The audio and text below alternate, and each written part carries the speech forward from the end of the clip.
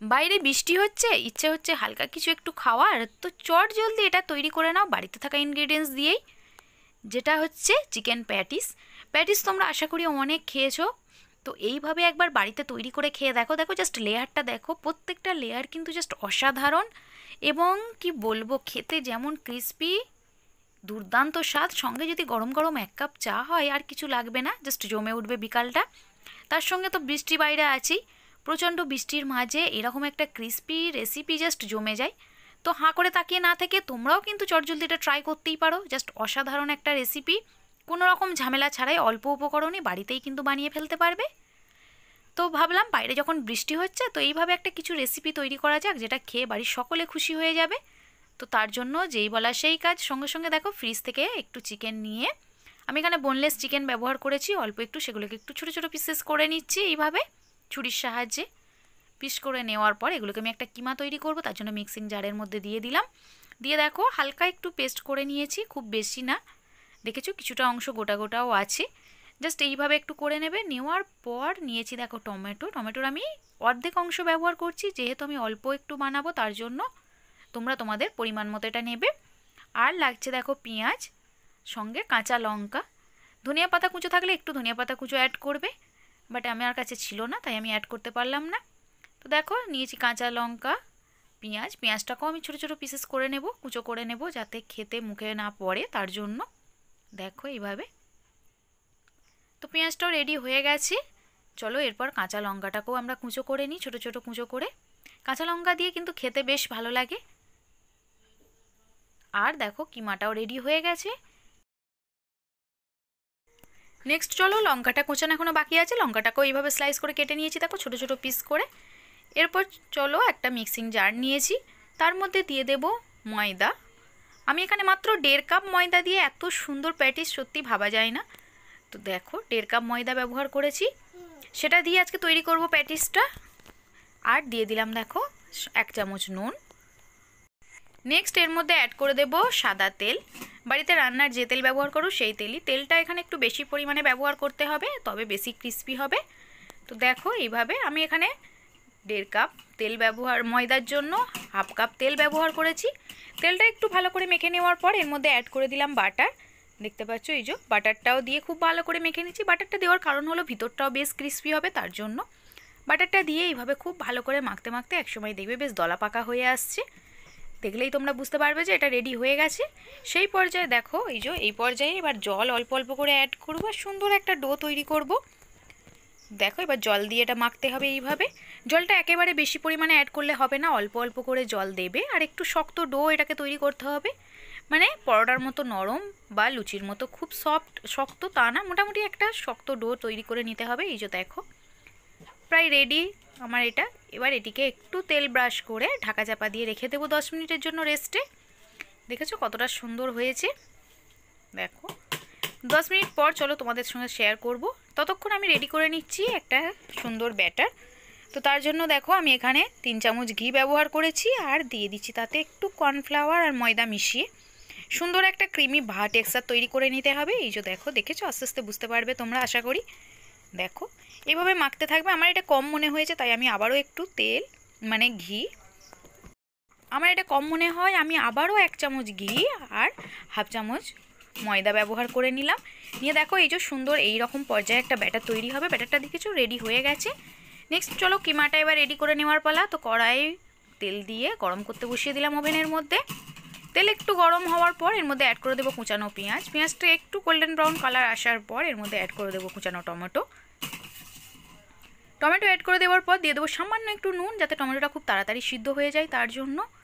দেওয়ার পর এবার সমস্ত মশলা একে একে এর মধ্যে অ্যাড করে দেবো। দেখো দিয়ে দিলাম আদা রসুনের পেস্ট, হলুদ গুঁড়ো, লঙ্কার গুঁড়ো সব অল্প পরিমাণে দেবে, জিরে গুঁড়ো দিয়ে দিলাম সামান্য একটু জিরে গুঁড়ো দিয়ে খুব ভালো করে আবারও নাড়াচাড়া করে নিতে হবে। দেখো এইভাবে মশলাটাকে মানে ভালো করে কষিয়ে নিতে হবে। এইভাবে যখন দেখবে মশলাটা বেশ সুন্দরভাবে সফট হয়ে গেছে, সেই পর্যায়ে এর মধ্যে অ্যাড করে দেবো আগে থেকে কিমা করে রাখা চিকেনের পিস, মানে চিকেনটা। দেখো চিকেনটা দেওয়ার পর আবারও খুব ভালো করে মশলাটার সঙ্গে কিছুক্ষণ কষিয়ে নিতে হবে। কিছুক্ষণ কষিয়ে নেওয়ার পর দেখো একটু ভাজা ভাজা করে নিয়ে নেক্সট এর মধ্যে অ্যাড করে দেবো জল। যেহেতু চিকেনটা একটু সিদ্ধ করে নিতে হবে তাই জলটা ব্যবহার করলাম। আর দিয়ে দিচ্ছি উপর থেকে একটু গরম মশলা, যাতে একটা সুন্দর ফ্লেভার আসে। সামান্য একটু চিনি স্বাদটাকে ব্যালেন্স করার জন্য দিয়ে কিছুক্ষণ দেখো ঢাকা চাপা দিয়ে রেখে দেবো। ততক্ষণ চলো লেচি কেটে ওটা আটাটা রেডি করে নিই, মানে রুটিটা রেডি করে নিই।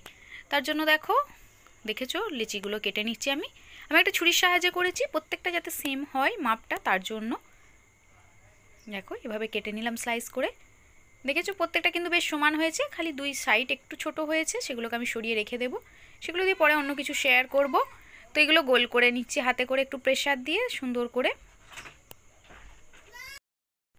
এরপর একটু বড় সাইজ করে রুটিগুলো খুব ভালো করে বেলে নিতে হবে, চেপে চেপে। এই যে দেখো বেলে নিলাম আমি।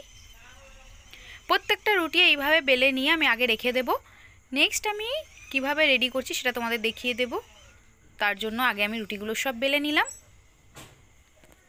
রুটিগুলো অলমোস্ট রেডি হয়ে গেছে আমার বেশিটাই। তো দেখো এবার কিভাবে আমি রেডি করছি সেটা তোমাদের সঙ্গে একটু শেয়ার করে দিই। প্রত্যেকটা লেয়ার কিভাবে আসবে সেটাই দেখো। তো দেখো একটা রুটি ফার্স্ট নিয়ে তার উপরে এই যে আগে যে ব্যাটারটা রেডি করে রেখেছিলাম সেই ব্যাটারটা একটু বেশি করে এইভাবে লাগিয়ে দিচ্ছি হাত দিয়ে। দেখো দিয়ে উপর থেকে সরিয়ে দেবো সামান্য একটু ময়দা। আবারও এই যে দিয়ে দিলাম ময়দা, ছড়িয়ে দিয়ে আবারও একটা রুটি নেব, সেটা এর উপরে ঢাকা চাপা দেব।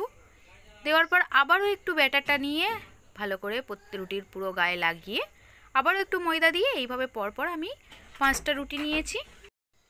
5টা রুটি রেডি করে নেওয়ার পর আবারও আমি একটু বেলনির সাহায্যে খুব ভালো করে চেপে চেপে বেলে নেব, যাতে একটু বড় হয়ে যায় সাইজটা। দেখো একটু বড় করে বেলে নিচ্ছি এইভাবে।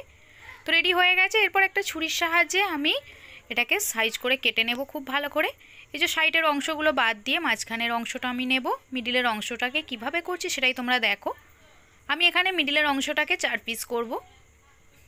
দেখো দারুণ স্বাদ। তো সাইডের অংশগুলো ফেলে দেবো না, সেটাও দিয়েও একটা নতুন রেসিপি বানাবো, সেটাও তোমাদের সঙ্গে শেয়ার করব অবশ্যই পরে। তো দেখো এখন এটাই শেয়ার করি। তো দেখো প্রত্যেকটা এই যে রেডি হয়ে গেছে, আমি একটাকে 4 পিস করে নিয়েছি। এরপর ততক্ষণ এই যে পুরটা করব বলেছিলাম সেটাও অলরেডি রেডি হয়ে দেখো রেডি হয়ে গেছে। এরপর চলো পুরটা দিয়ে সুন্দর একটা প্যাটিসের শেপ দিয়ে নেব। দেখতে পেয়েছো এই যে চিকেনের পুরটা দিয়ে দিলাম এইভাবে। চিকেনের পুরটা দেওয়ার পর কিভাবে ফোল্ড করছি সেটাও তোমরা দেখো। প্রত্যেকটাই দিয়ে দিলাম আমি আগে, দেখো সেম মাপ করে। খেতে কিন্তু বেশ সুন্দর হয়েছে বন্ধুরা, আবারও বলছি দারুণ স্বাদ। তোমরা চাইলে ইজিলি এরকম একটা রেসিপি তৈরি করে নিতে পারো, হাতে কম সময় থাকলে বা বাড়িতে রিলেটিভ আসলে এরকম একটা রেসিপি জাস্ট জমে যায়। নেক্সট রুটির চারিপাশে একটু হাতে করে জল লাগিয়ে দেবো। জল লাগিয়ে দেওয়ার পর এইভাবে জাস্ট প্রেস করে একটু ফোল্ড করে নাও 3 কোণা করে, দেখতে পাচ্ছ। হালকা এইভাবে একটু প্রেসার দিয়ে ফোল্ডটা করে নেবে, খুব বেশি চেপে করার কোনো প্রয়োজন নেই, যেহেতু আমরা জল লাগিয়ে করছি এটা, তো এমনি এটা চেপে যাবে। দেখো আবারও একটা দেখিয়ে দিই কীভাবে ফোল্ডটা করছি। এই যে সাইড বরাবর জাস্ট একটু জল লাগিয়ে নেবে। জল লাগিয়ে দেওয়ার পর 3 কোণা ফোল্ড করে দেবে, এ কোণ থেকে ওই কোণ, দেখো এদিক থেকে ওদিক। এইভাবে জাস্ট ফোল্ডটা করে নাও। ফোল্ড করে নিলেই কিন্তু প্যাটিস রেডি, দেখতে পাচ্ছ। দেখতে কিন্তু বেশ সুন্দর, খেতেও প্রত্যেকটা লেয়ার কিন্তু তোমরা খেতে গেলে দেখতে পাবে যে প্রত্যেকটা লেয়ার সুন্দরভাবে আছে। তো সব প্যাটিসটাই আমার রেডি হয়ে গেছে। এই যে প্লেট আউট করে নিয়েছি আমি এটাকে, দেখো দেখেছো দেখতে কতটা সুন্দর হয়েছে। দেখেছো প্রত্যেকটা রেডি হয়ে গেছে। আর এই যে বলেছিলাম আগেই সাইডগুলো আমরা ফেলে দেবো না, সেটাও কিন্তু সুন্দর করে ছোট ছোট পিস করে নেব। নেওয়ার পর গরম তেলে জাস্ট ফ্রাই করে নেব। এই একটা দারুণ স্বাদের রেসিপি এটাতেও তৈরি হয়ে যাবে। পরে একদিন তোমাদের সঙ্গে শেয়ার করব এটাও। নেক্সট চলো প্যাটিসগুলো এবার ফ্রাই করে নেওয়ার পালা। তার জন্য কড়াইয়ে তেল দিয়ে তেল গরম হলে প্যাটিসগুলো দিয়ে দেবো একটা একটা করে, এইভাবে দিয়ে খুব ভালো করে ফ্রাই করে নিতে হবে। লো টু হাই ফ্লেমে রেখে লাল লাল করে একটু ফ্রাই করে নিতে হবে, মানে জাস্ট গোল্ডেন ব্রাউন কালারটা আসবে সেই পর্যায়ে ওভেন থেকে তুলে নেবে। তো দেখো এই যে আস্তে আস্তে একটু একবার লো একবার হাই এইভাবে দিয়ে ফ্রাইটা করতে হবে, তবে ভিতর থেকে বাইরেটা পুরোটাই ক্রিস্পি হবে। দেখেছো কতটা সুন্দর হয়েছে। আর লেয়ারগুলো জাস্ট দেখো সত্যি তাই লেয়ারগুলো কিন্তু প্রত্যেকটা লেয়ার পরিষ্কার বোঝা যাচ্ছে। যেই রকম আমরা বাজারে কেনা প্যাটিস খাই ঠিক তারই মতো দেখতে, বাজারের কেনা প্যাটিসকেও কিন্তু হার মানাবে। জাস্ট দেখো লেয়ারগুলো সত্যি আমার তো খুবই ভালো লেগেছে এবং বাড়ির সকলে কিন্তু খুব ভালো বলেছে। তোমরাও এটা ইজিলি ট্রাই করো। চলো প্লেট আউট করে বা তোমাদের সঙ্গে শেয়ার করি আর বেশি বক বক না করে। তো দেখো জাস্ট দেখো দেখতে লুকটা দেখেছো কতটা সুন্দর হয়েছে এবং প্রত্যেকটা লেয়ার দেখো, লেয়ারগুলো দেখেছো প্রত্যেকটা বোঝা যাচ্ছে দারুণ স্বাদ। এইরকম একটা প্যাটিস যদি বাড়িতে খাওয়া যায় তৈরি করে, কোনো রকম সমস্যাও হবে না, জাস্ট খেতেও দুর্দান্ত এবং বাড়ির সকলেই কিন্তু পছন্দ করবে। দেখেছো কতটা সুন্দর হয়েছে। তো বন্ধুরা, তোমাদের ভালো লাগলে অবশ্যই কিন্তু আমার চ্যানেলটিকে সাবস্ক্রাইব করো, আমার পাশে থেকো, প্রচুর পরিমাণে শেয়ার করো ফ্রেন্ডস অ্যান্ড ফ্যামিলির মাঝে। অ্যান্ড রেডি টু সার্ভ, সকলকে দাও এবং নিজেও খাও এইভাবে তৈরি করে। দেখেছো লেয়ারগুলো আবারও দেখিয়ে দিচ্ছি। আর যদি ফেসবুক থেকে দেখে থাকো অবশ্যই কিন্তু পেজটি ফলো করে সামনে এগিয়ে যেতে সাহায্য করো। নেক্সট দেখো আবারও একটু দেখিয়ে দিই, বাইরে বৃষ্টি পড়ছে, সেই বৃষ্টির মাঝে এইরকম গরম গরম স্ন্যাক্স জাস্ট জমে যাবে। আমাদের তো আজকে জমেই গেল দিনটা। তো তোমরাও যদি এইরকমভাবে দিনটা জমাতে চাও এটা ট্রাই করো। বাই, সকলে ভালো থেকো অ্যান্ড বি কেয়ারফুল।